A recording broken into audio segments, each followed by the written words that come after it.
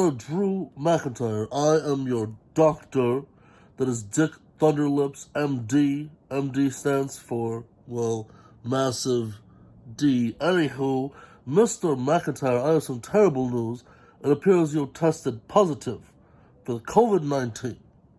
I just want to let you know, Doc, I will defeat COVID-19 the same way I defeated Brock Lesnar.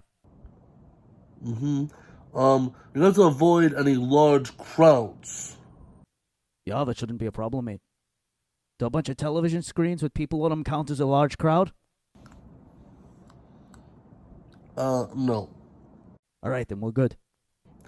Well, you're gonna have to avoid any contact, any kind of physical activity. Well, about a week ago, I did headbutt a 54-year-old man. I see. It's gonna be, you're gonna want to avoid the elderly, the compromised. And there was about 24 elderly people hanging out with me, drinking pints, cutting promos. You might want to make a few phone calls. There's also this 71-year-old man who kind of hangs out backstage, tries to bang chicks, named Ric Flair. He's awesome. Oh, I should probably stay away from him. There's also this guy, Hulk Hogan. Don't really care what happens there. And my boss is 75 years old and insane.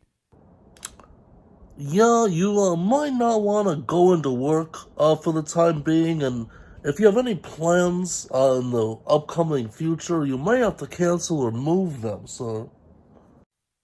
On January 31st, I'm supposed to wrestle this old man named Goldberg.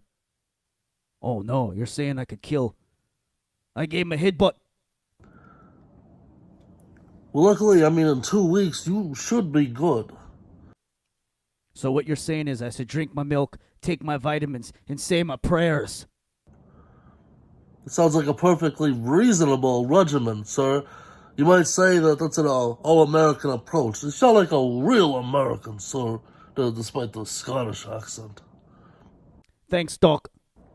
On the bright side of all this, when it's all said and done, you can get vaccinated. We'll give you the shots, and you don't have to worry about getting this again, sir. Doc, I don't think a needle can penetrate my skin. I've been stabbed several times. Every time the blade is shattered upon my manly Scottish hide. Well, Drew, best of luck healing up, and look on the bright side. Dick's not actually a doctor. He just plays one on television.